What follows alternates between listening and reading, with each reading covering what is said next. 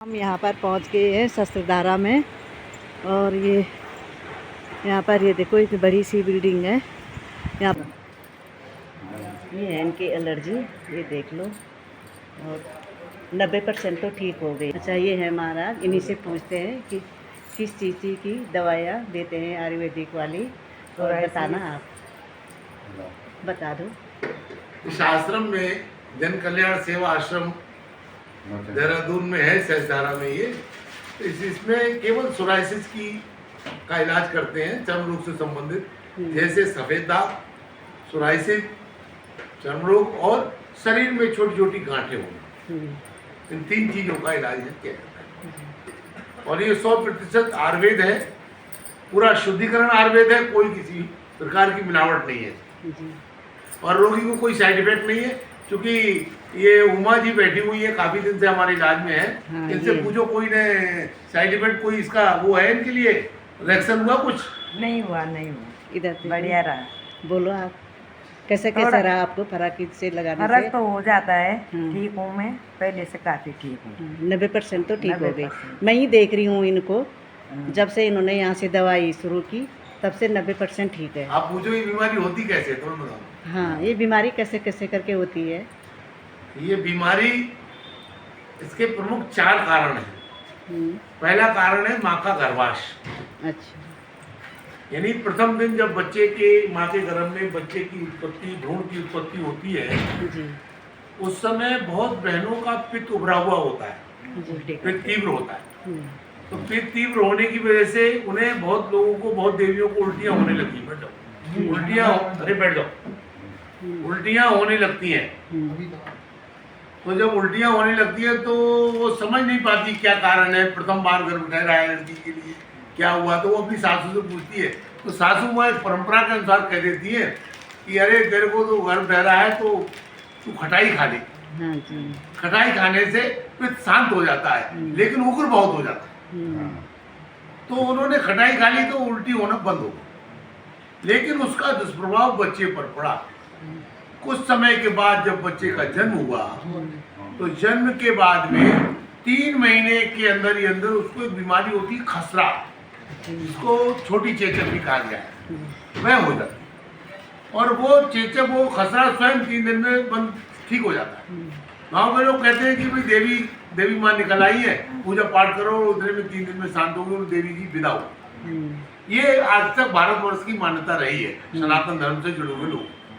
लेकिन दरअसल ये बीमारी है, उस समय बंद समाप्त हो गई, लेकिन कुछ समय के बाद जब बच्चे का बड़ा हुआ, 18 साल का, 20 साल का, 25 साल का, तो उस बच्चे को दांत, खाज, खुजली होने लगती है। और ये जब भयंकर रूप हो जाता है तो यही सोराइसिस का रूप हो जाता है। पहला कारण तो ये है। और दूसरा कारण है इसका विपरीत आहार, समय से भोजन न करना, उल्टा सीधा भोजन करना। जैसे आजकल मार्केट में लोग भोजन करते हैं, सड़े हुए दालें हैं, सड़ी हुई उनके खमीर बना रखा है मैदा का, उसका जो आहार लेते हैं वो विपरीत आहार है। कई बार क्या करता है आदमी, गुड़ के साथ मीठा खा ले, गुड़ के साथ दही खा लेता है, मिला के खा लेता है, तो वो विपरीत है, वह विपरीत है। दही को कभी भी बनाना है तो रायते में खाएं या सादा दही खाएं, उसमें मिष्ठान ना डालें। मिष्ठान डालेंगे तो विपरीत आहार हो जाएगा। मूंगफली के साथ नमक खाते हैं लोग, ये भी विपरीत आहार नहीं खाना। ऐसी बहुत सी बातें हैं। और तीसरा इसका है कुपोषण, समय से भोजन न करना। समय से भोजन न करना एक नियम बना हुआ है। जब बच्चा छोटा होता है, जब पढ़ता है प्राइमरी में, तो उसके माता पिता उसको सुबह भोजन कराकर भेजते हैं और साथ में एक पराठा, एक कुछ खाने को भी रख देते हैं ताकि लंच में खा लेना। मानो जब तक किशोर अवस्था में रहता है वह स्वस्थ रहता है, क्योंकि प्रकृति का नियम है कि भोजन के ठीक 20 मिनट के बाद एक पित्ताशय से अमृत रस छूटता है। वो भोजन को डाइजेस्ट, यानी पाचन तंत्र को मजबूत करने के लिए छूटता है। तो हम करीब 20 साल तक माता पिता के सानिध्य में रहते हैं, तो टाइम से सुबह जल्दी नाश्ता कर लिया, दोपहर को टाइम से भोजन कर लिया, ये प्रक्रिया हमारी बनी रहती है। जैसे ही बच्चा बड़ा होता है, सर्विस में जाता है, बाहर जाता है या परिवार में जुड़ जाता है, तो भोजन की टाइमिंग समाप्त हो जाती है। तो भोजन की टाइमिंग जब समाप्त हो गई तो वह भोजन व्यक्ति जो है टाइम से नहीं करता, अभी रात को 11 बजे तक जगेगा तो 10 बजे सो के उठेगा। जबकि भोजन का नियम ये है कि सुबह सूर्य उदय के 2.5 घंटे के अंदर अंदर नाश्ता कर लेना चाहिए। बच्चे 7 बजे पढ़ने जाते हैं, माता बहनें उनको नाश्ता करा देती है, वो प्रकृति के नियम के अनुसार है। और दोपहर को भोजन कर लेते हैं, नाश्ता आहार ले लेते हैं। तो जब वो आहार ले लेते हैं, हम क्या कर रहे हैं कि 11 बजे सो के उठ रहे हैं, तो हमारा समय तो खराब हो रहा है ना, कुपोषण में आ गए हम, समय से भोजन नहीं कर रहे। इसकी वजह से जब समय से भोजन नहीं किया तो उसका समय जो पित्ताशय से रस छूट रहा है ना, उसका समय निश्चित है पहले से ही, 20 साल पुराना उसका नियम बना हुआ है। और वो उसी समय जब आपने 8 बजे नाश्ता नहीं किया तो वो 8 बज के 10 मिनट में छूट जाए।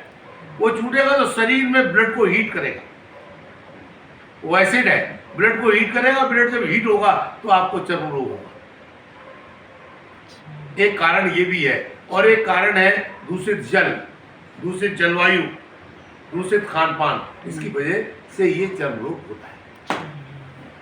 चलो बहुत बहुत धन्यवाद आपको हमको ये चीज़ बताने के लिए। हमको तो कौन सा इतना दिखा रहे हैं? अरे ये मुझे दिखाओ पहले, अरे मुझे दिखाओ कौन सा। हाँ सही, ये थोड़ा गर्म करना पड़ेगा। आपको ये जानकारी देने के लिए बहुत बहुत धन्यवाद। और ये वीडियो मैं बहुत आगे पहुंचाऊंगी। जो भी है यहाँ पर जिसको भी चर्म रोग है, यहाँ पर शस्त्रधारा में है ये महाराज जी, और यहाँ पर मैं पूरी वो दे दूंगी, आपको पता आश्रम की ओर से आपको भी बहुत बहुत आशीर्वाद, शुभ आशीर्वाद कि आपने आश्रम में आकर एक समाज कार्य किया और लोगों तक, जन जन तक इसे पहुंचाने का प्रयास किया है। इसके लिए आपको बहुत बहुत शुभ आशीर्वाद। आप सदैव प्रसन्न। धन्यवाद।